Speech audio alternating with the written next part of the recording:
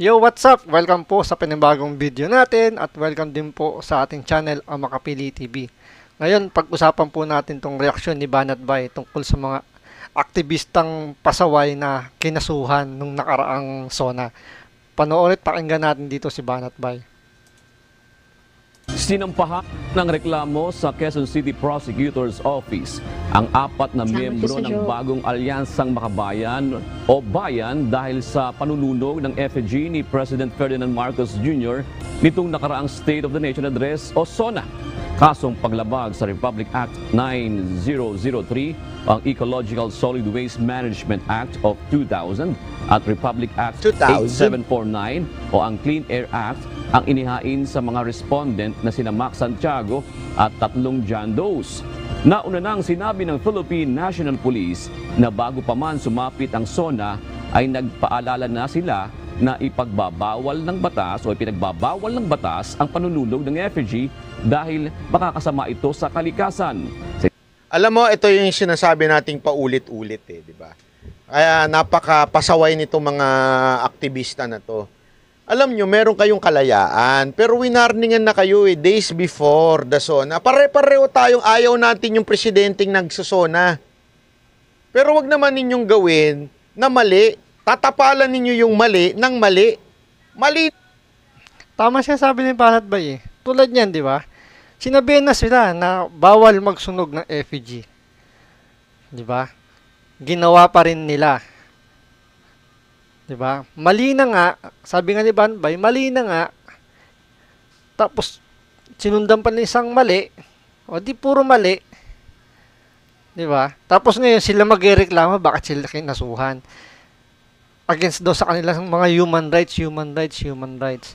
Unang-una may batas na eh. 'Di ba? Tapos nilabag nila yung batas. Natural, may penalty 'yan. May kaakibat na parusa 'yan. Ngayon magrereklamo sila, 'di ba? Kung hindi nila sinunog, wala silang kaso. Na nga yan eh. Against na nga sa batas natin yan eh.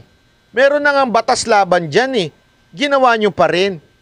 Anong klase kayong mamamayan kung pinaglalaban ninyo o nilalabanan ninyo yung mali, pero ginagawa ninyo yung mali?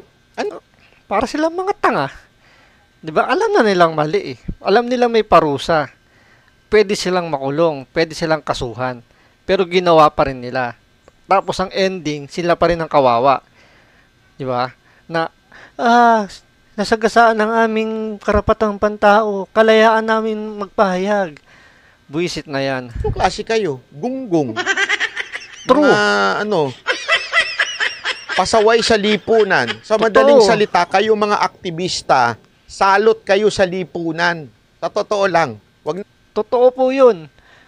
Isa pa, tulad nito alam nila na makakapag-cause sila ng traffic sa lugar na yon. Kaya sila pinakukuha ng permit to rally.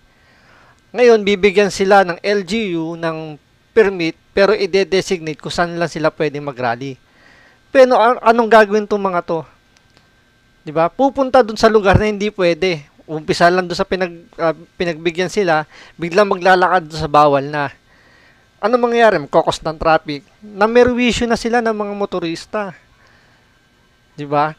Tapos, siyempre, gagawin ng pulis. Haharangin sila at itataboy sila para pumunta doon o bumalik sa dati nilang pwesto. Makikipagkatawan, makikipagpaluan, may masasaktan. Magrereklamo ngayon sila dahil kinasuhan sila. Nalabag na naman daw yung kanilang karapatan na ipahayag yung kanilang saloobin. 'Di ba? Namerwisyo na sila pa ngayon nalabagan ng karapatan. 'Di ba? Na tayo maglokohan. Salot kayo sa lipunan dahil kung kayo naniniwala kayo sa pinaglalaban ninyo, huwag kayong gagawa ng mali. Kasi yun nga yung nilalabanan nyo, mali, tas gagawin nyo. Anong tawag sa inyo? Mga kumag. Mga inutil, mga masasabi nating pasaway. Pasaway diba? na kumag. Sana ganyan, wag tayong gumaya sa mga ganyan. Alam na nga natin, pinaglalaban nga natin dito yung tama. Pero ang ginagawa naman natin, mali. Anong klaseng pakikipaglaban yun? Kaya nga. Diba? Yun eh, Ang isang magandang pakikipaglaban dyan para sa mga kabataan, mag-aral kayong mabuti. Ngayon, alam nyo ang mali ng gobyerno, baguhin nyo. Malaki pa yung oras ninyo para baguhin ang mga problema sa Pilipinas. Di ba? Kesa yung sasali kayo dyan sa mga aktivistang yan na wala na sa huhulog yung pinaglalaban nila eh. Hindi na naaakma sa panahon. anong tawag dun hypocrisy. Yun masasabi mong hindi tama. Di ba? Galit na galit ka sa ganito. Pero ikaw, ginagawa mo para kang tanga. Di ba? Isa pa yan. Yung pagtawid-tawid lang. Alam nilang bawal. Sasabihin na, uy, bawal dyan. Pero sila tatawid naman din doon. Di ba? Maninita ka. Pero ikaw rin ginagawa mo. Kaya kung ako sa inyo, kayong mga estudyante na binobola nitong mga makakaliwang grupo nito na itong mga aktivista na to, wala na ho yan. Wala na ho sila sa Wala na sila sa hulog. ika nga wala na ho silang relevance dito sa bansa natin. Hindi yan ang tamang way para labanan ang mga mali sa gobyerno. There is social media, you can expose the wrong things na ginagawa ng ating mga government officials, expose yung mga mali sa social media, pero wag nyo nang gayahin yung mali, ginagawa nyo pa yung mali. Wala din pala kayong kwenta. Kaya kayong mga estudyante, wag nyo hong gagayahin itong mga makakaliwang grupo na ito, salot lang ho ito sa lipunan, walang silbi. True. Hindi ho yan dapat tularan. Dapat wag talagang tularan yung mga yan. Kaya nga paulit-ulit ko sinasabi dito sa channel na to. Paulit-ulit ko sinasabi, huwag tayong tumulad sa mga aktivista na yan. Bakit ho? Kasi, galit tayo sa gobyernong nagnanakaw, ganit tayo sa gobyernong ganito, pero yung mali, ginagawa rin naman natin. Huwag tayong ganun. Di ba? Pwede, isang gayahin natin yung ginagawa ni Banat Bay, yung ginagawa namin. Diba? Ini-expose namin kung ano yung mga mali sa gobyerno. Aktivista ba kami? Hindi. Pinaparating lang namin para mamulat lang yung mga mata ninyo kung ano yung mga mali sa gobyerno. Nang sa ganun, malaman nila, tabla ng hiya, baguhin nila yung kanilang mga pamamalakad. Dapat, kinagagalitan natin yung mali, ayusin natin ang, ang pagiging good citizen natin. Diba? Dapat ganun tayo. Kasi nga, nilalabanan natin yung pagiging maling citizen. Yun lang naman yun. Kaya sana mga kabataan natin dyan, lalong-lalo na sa mga eskwelahan, kayo mga magulang, ipakita nyo ito sa mga anak ninyo. Tingnan mo itong ginagawa ng mga sinasalihan nyo. Di ba mali? Tulad niya na, ito.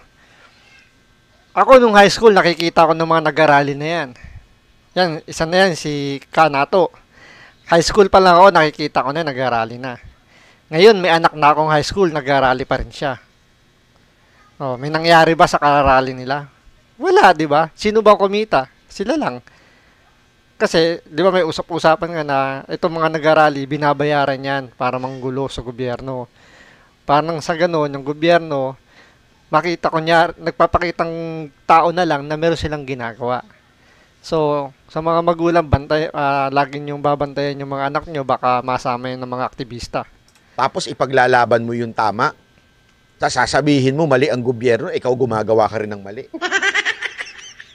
Yan, totoo Kaya ako, totoo lang, hindi po ako papayag sa hindi po ako papayag na tayong mga banateros ay gamitin ng mga makakaliwang grupo, gamitin ng mga opposition lang kasi they just want to oppose. That's tama.